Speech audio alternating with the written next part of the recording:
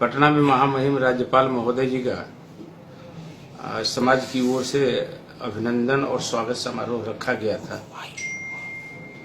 समारोह में प्रदेश के भारतीय जनता पार्टी के लगभग लीडर मौजूद थे।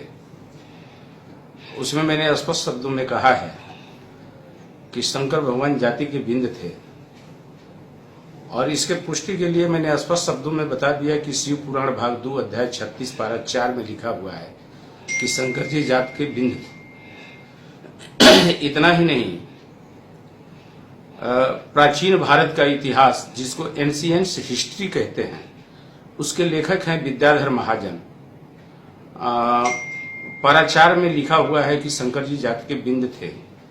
ये पीजी जो एमए क्लास है उसमें पढ़ाया जाता है। तो मैंने स्पष्ट तौर पर जो हमें मिला है किताब पुस्तकों से जो जानकारी मिली है उसको मैंने स्पष्ट तौर से सोचा कि समाज के सारे लोग जानें।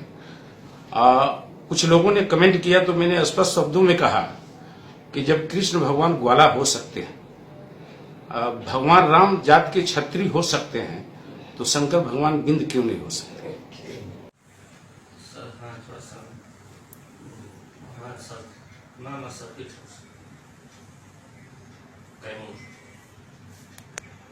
जी जी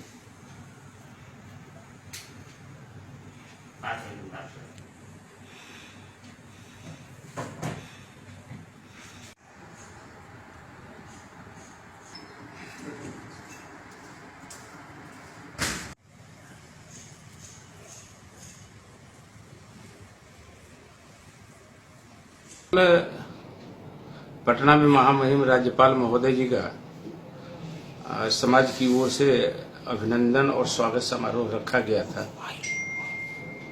समारोह में प्रदेश के भारतीय जनता पार्टी के लगभग लीडर मौजूद थे। उसमें मैंने स्पष्ट शब्दों में कहा है कि शंकर भगवान जाति के बिंद थे और इसके पुष्टि के लिए मैंने स्पष्ट शब्दों में बता दिया कि शिव पुराण भाग 2 अध्याय 36 पारा 4 में लिखा हुआ है कि शंकर जी जात के बिंद थे। इतना ही नहीं, प्राचीन भारत का इतिहास जिसको एंशिएंट हिस्ट्री कहते हैं, उसके लेखक हैं विद्याधर महाजन।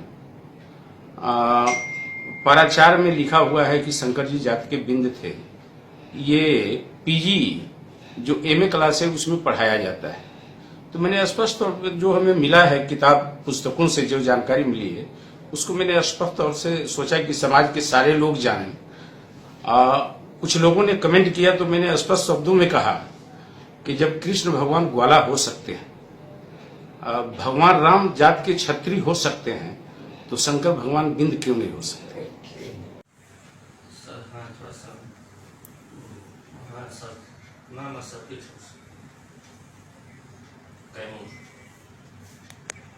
जी जी